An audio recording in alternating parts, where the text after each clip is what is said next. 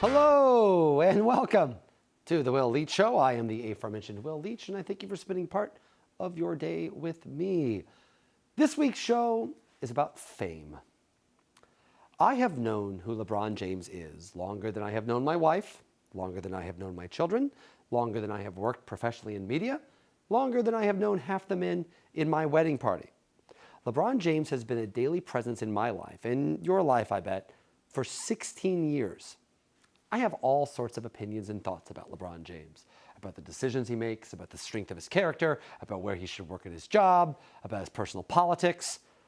And again, I bet you have spent more time thinking about LeBron James than I have but all of my closest friends and relatives. I, of course, have never met LeBron James, but I still feel like I know him, and deep down, as if the fact that I know him means he owes me something. And that's what fame is, right? The idea that because you have a job in the public eye, people have some sort of authority, some sort of right, some sort of obligation to know as much about you as possible. For LeBron James, like most athletes actually, this started when he was a teenager. It's gotten a little bit more intense every single day since. Anytime LeBron James walks into a room the rest of his life, no matter what else is going on, the primary thought in everyone's brain is going to be, there's LeBron James! And it will never, ever stop.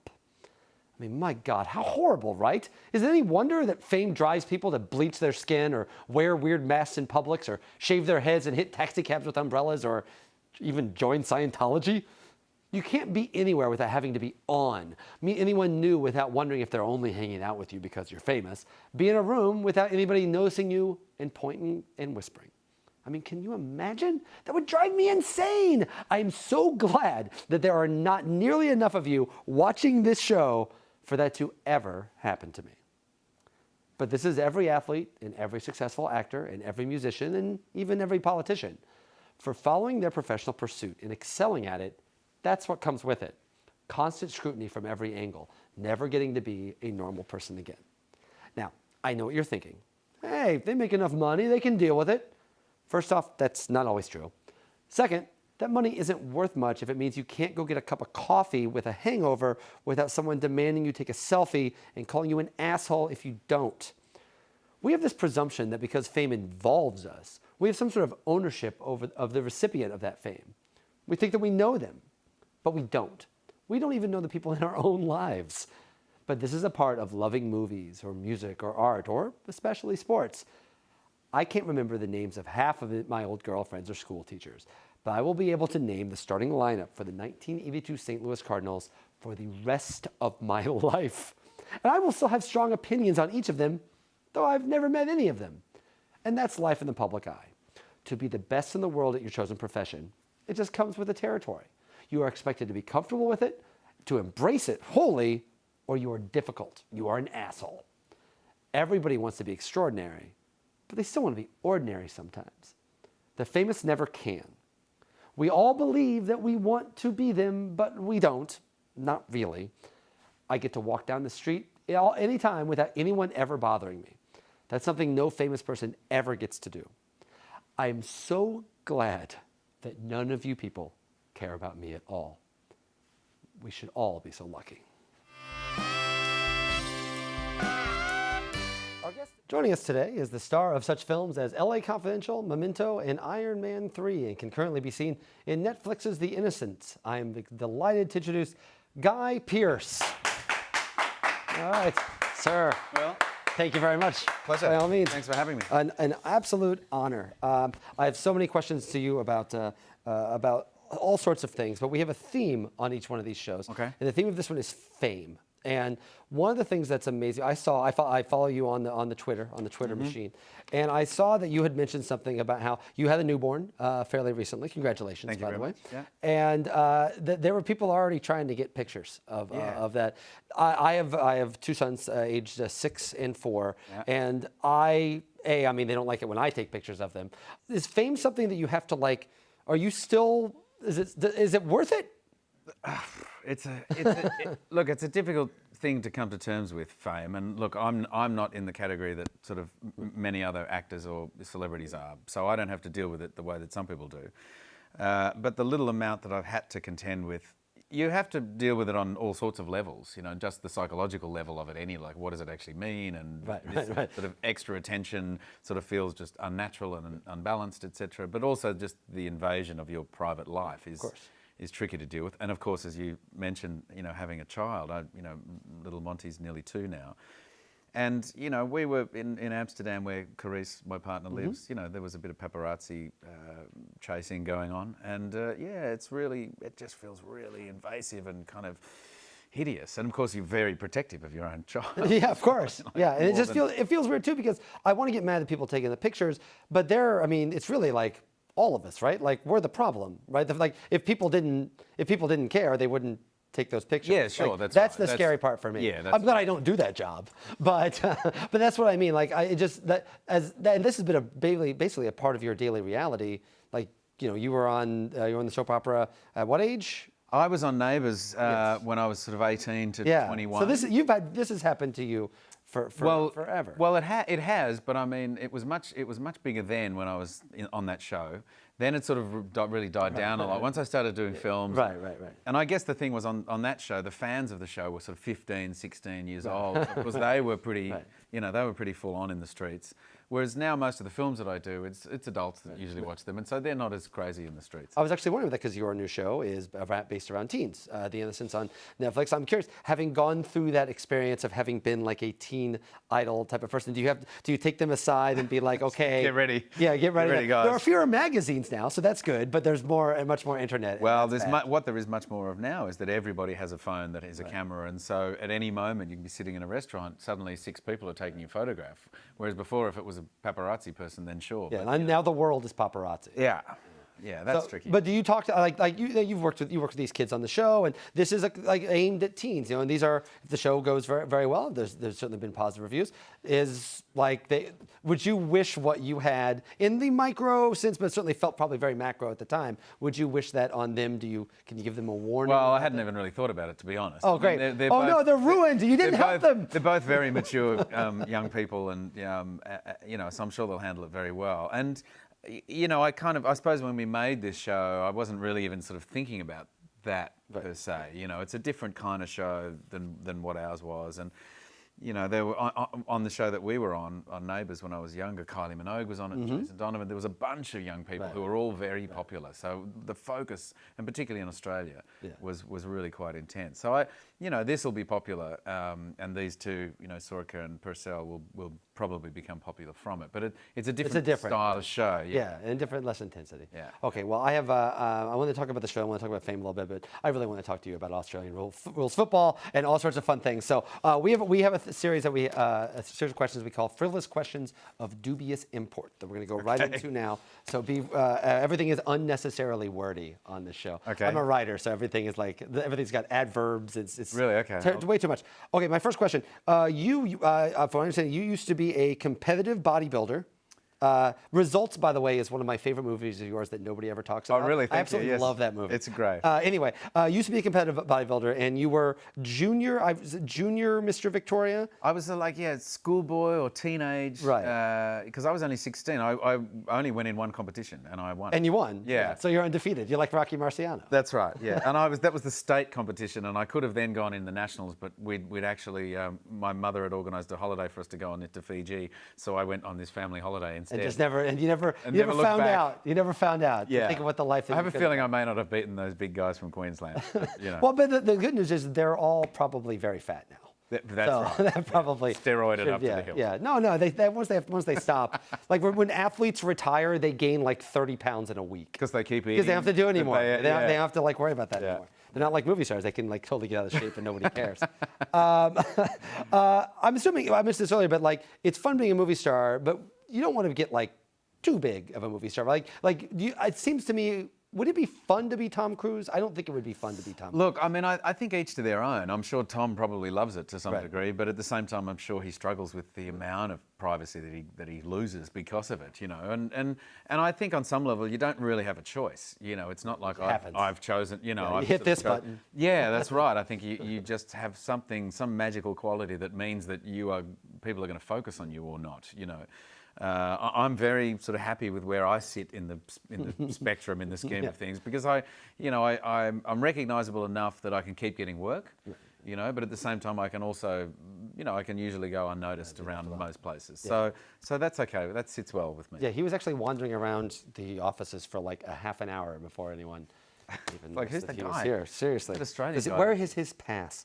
Okay, my mother, As the World Turns is a very popular soap opera here, and my mother watched it for 30 years, and to this day, every single time she sees Meg Ryan in something, she says, "Oh, well, there's Betsy," and every time she sees Julianne Moore, she says, "Oh, there's Franny." Okay. Are there people that do that? That to this day, when you go back, do people say, "Oh, well, there's Mike"?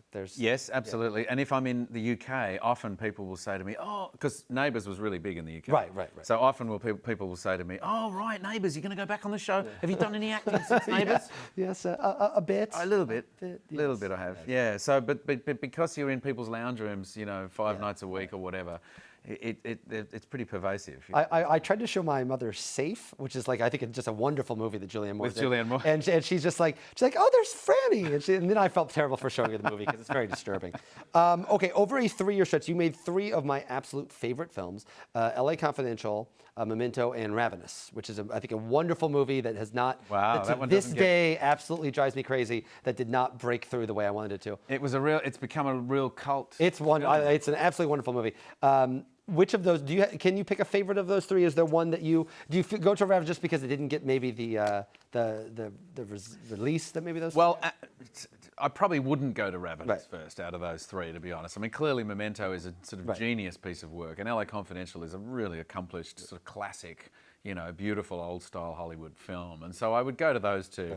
Ravenous is great. I mean, we had a difficult experience shooting it, but it was a fascinating story to make. But and every now and then, out of the blue, someone comes up going, "Oh man, that's my favourite movie of all time." So it really does have like cult sort it of hangs in a little status. bit. Yeah. Okay, fair enough. I'm sure I'm not the first person to ask you this, but Lockout should have been called Space Jail, right? Like it should have been called Space Jail. Pretty much, I guess so. Yeah, I love that movie. It's Space Jail. There should be like I don't know how that movie did. I don't financially, but there should be 50 of those. I think. You think so? Yeah, Space Jail. You think there's sequels? Yeah. Sequels that we could do. Yeah, just like because it's fun because send that guy out. Just to send all the him out. different, Yeah. rescue various people. Space Cave or right. Moon Jail. Okay, have you ever had to wear a motion capture costume? Because it seems to me they would really itch. Have I? No, I don't think I have. I've done things before where we've had dots stuck on us, but not a proper motion. So it's not like it's not just like You've one got of one these in things. the drawer? No, yeah, I do. We're actually going to motion capture one. you right now. We're going to put this on. This will make me a massive hammer. Wow. So no, but this is it's more complicated than this. I would say so. Oh, okay. Have a look at that. Of course, please. Yeah, no, That's been in a closet for 4 months. There's probably a lot of ticks and cockroaches. Okay, I'll hand that back. Yeah, sorry. Perfect. Thank you. I'm just kidding. There are no cockroaches. Okay, we have a thing that we do on every show. Forgive me, this may be confusing to you. Please. But Bob Costas, the sports broadcaster here in America, is he does the Olympics. He once did the Olympics with pink eye. I don't know if you remember this, but he went out every single day, a trooper every day with pink eye. With pink eye. Have you had a time on set where you've had pink eye? Is there a way to deal with that? Are you just supposed to hide from everybody Thankfully, else? I haven't. I remember having conjunctivitis when Yeah. I was a kid, which I guess is a similar sort of thing. It's terrible. Yeah, it's terrible. So Just every day, just in the world no. HD. Well, you just can't. going out there. I mean, he's a trooper. He went out there. He went out there and did. I've his had job. some injuries on films before where they've had to sort of. I mean, on Time Machine, they whacked my head against a metal thing and split my head open, and we quickly had to sort of sew it up and make it up and cover it all up and carry on filming. But there was an egg growing up. Right. You can handle that. But even if you get a bad cold or you have a sneezing fit or something like that, then clearly you end up with a continuity problem. Yeah, clearly. Yeah, and I think it's continuity, conjunctivitis. Okay, now we're going to get to some sports. I promise. Okay. I'm curious. What is your favorite American sport? Do you have a favorite American sport? Well, I don't know if I do. I mean, possibly basketball. I went to a Lakers game. Probably basketball. Although I also went to an American football game when I was in New Orleans. In 2010. Mm-hmm. So that's pretty fascinating as well. All right. Do you think any American athletes like LeBron James or Michael Jordan, not Michael Jordan now, he's in his late 50s, but do you think they could survive Australian rules football? Look, I think some of them would, absolutely. But I think it would be a real shift of, I mean, you've seen how rough Australian rules football Well, we're going to get into that in a bit too. I mean, people are yeah. going to come in and tackle you. That's Okay, fantastic. Sorry. But I mean, some of your athletes are just supreme athletes. So I'm sure that they would. But the fitness level of AFL players is pretty intense. Okay, so this leads me to, you are a fan of I'm going to say it correct, the Geelong Cats, correct? Geelong Cats. Geelong Cats. Yeah, that's right. I don't want to put you on the spot, but could you sing me a bar? You're also a singer. You've done a couple albums. Could you sing me a bar or a stanza of their fight song? We are Geelong, the greatest team of all. We are Geelong, we're always on the ball. We play the game as it should be played, at home or far away. Our banners flying high from dawn till dark. Multiple stages. Here at Cardinia Park. Yay! All right, that Cats. was wonderful. I am ready to go out and Australian rules football, which leads me to, we have a game. We have a game where we're going to play with you. We're going to bring out our prop. Our prop, his name is Steve, but we call him Prop today. He is going to do certain symbols that the refs do, that the referees, he's going to do a move that the ref make, like to symbol, like in basketball, it's a travel, in baseball, it's safe. We're going to give him and see, you're going to tell me, because I don't understand Australian rules football. Okay. So maybe you can tell me what he's signaling and what it means. Okay. Okay, first off, go. Well, essentially, it would be a ball up, I guess. Yeah, start of the game, or some sort of stop horrible, a play and we're going to do a ball up. Right, or an attack from the sky. I'm not sure. Or an attack from the sky. Yeah. Okay, okay, number 2. It's a goal. Yeah, that's the famous one. That's the famous one. We here always imagine them wearing hats because I think back in the day. Back in the day when they were in this sort of white lab coats and their exactly. white. We imagine they're a wearing bit hats, cooler now. but I look today and they're like wearing like active wear. It was kind of disappointing. Yeah, I wanted the hats. There's like one notorious ref that was like very demonstrative. Well, and the players have to be careful because they also then grab the stick that's got the flag on it and wave the flags around, and the players running through to get the ball and have often been next thing you know, in the eye. Okay. Okay, number 3. Well, actually, I'm not entirely sure. He's probably doing it wrong. I guess that's holding them. Well, it's not holding the man. No, I'm not sure what that is actually. It's apparently touched. Well, touched as in it's gone through. But Okay, so it's touched. Yeah. Okay. So it's touched. Okay. So yeah. You just listen. Trust us. If there's any question of doubt at all, we're wrong. Okay. Like we're the wrong one. Yeah, it's touched. To be very clear. Okay. Okay. The next one. That's holding the man. That's like holding a player when they didn't have the ball. I like that I'm saying that's correct, as if like, oh, yes, good job. You've got it written down. I know, exactly. This is like how Alex Trebek is an asshole about all this stuff. The thing is, I know. It happens so quickly when you watch the game. Right. Like the umpires sort of do their thing, and you just hear what the call was. And so, they don't all have flags. Like a couple have flags. No, it's only the goal umpires that have the flags, and then the 3 field umpires don't. Okay, here we go. Next. That's essentially you've run too far. Run too far. Yeah, so you've gone past your 18 steps. Again, good job for getting the right answer that I do not understand. Okay, next. The ball's been knocked out of bounds, but on purpose. That's correct. Deliberate out of purpose. bounds. Yeah. Wow. Deliberate out of bounds. Okay, 2 more. What is that? I should know what that is. I forget. Okay, this is blood rule? What is blood rule? Oh, it's blood rule. Okay, what does that mean? Well, someone's bleeding. Oh, that's all it is? Someone's bleeding and they've got to get off. Oh. Yeah, okay. I think I don't know that I'm always looking at the person who's bleeding. Not the... Rather than what... I feel like I need my producers to give me that signal on this show. That's happened a couple of blood times. Rule. Just well, our captain, Joel Selwood, the captain of Geelong, is often profusely bleeding because he dives in like a crazy person. I guess so he's often being sent off the ground. Yeah, I guess it's good that they stop, right? I guess the signal is not like, keep going. Yeah, no, they've got to get him off and, they carry on once he's off and they bring on another player. Yeah. Okay, last one.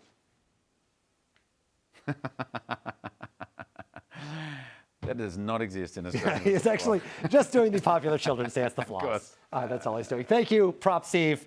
Thank you. Okay, thanks, that was Steve. good. That was fun. You did that. I still totally do not understand. Okay, last thing we do very quickly is called. There's a game called Outburst, where basically you have like 30 seconds on the clock, and imagine I said, name the apostles. Go, and you'd have 30 seconds to list as apostles is not the question. Don't worry. But so I'm going to give you a question related to your field of expertise, and we'll see how many you can get in 30 seconds. Okay. The category is, clock ready, give me the 10 teams who have won the most AFL, VFL premierships. The most total history. I think they call it the premiership is what they call it. Yeah, that's right. Yeah. Okay. So 30 seconds on the clock. The 10 that have gotten the most since 1899. Yeah, it's like 150 years. Wikipedia is a wonderful thing. Okay, 30 seconds on the clock. Go. Okay, Collingwood, Yes. Carlton, Yes. Hawthorn, Yes. North Melbourne. Yes. I wouldn't say Richmond. Well, Fitzroy. Yes. The Lions. Well, it's not St Kilda, it's not the Dogs, it's not Footscray. I wouldn't even say Geelong necessarily. Melbourne. Melbourne, yes, 10 seconds. Essendon. No, yes. Bombers. Essendon. Richmond. 5. Richmond, yes, just say your team. Just say your team. Geelong. Yes, correct. You got 9 out of 10. That was amazing. What did I miss? South Melbourne, Sydney. That's South the Melbourne, only Sydney. one Yeah, okay. that you missed. I have very much enjoyed my guest, Guy Pearce, talking with me about a sport that I know absolutely nothing about and do not understand. I am a professional sports person. Thank you for that. Sir, by all means, the show is The Innocent. Guy Pearce, by all means, thank you very much for coming on. Absolute very pleasure. much an honor. Watch the show. It's Guy Pearce, for crying out loud. He is awesome. Space Jail. Space Jail. More Space Jails. Space Jails forever. This has been The Will Leitch Show. Please come back to SITV or wherever your Will Leitches are sold.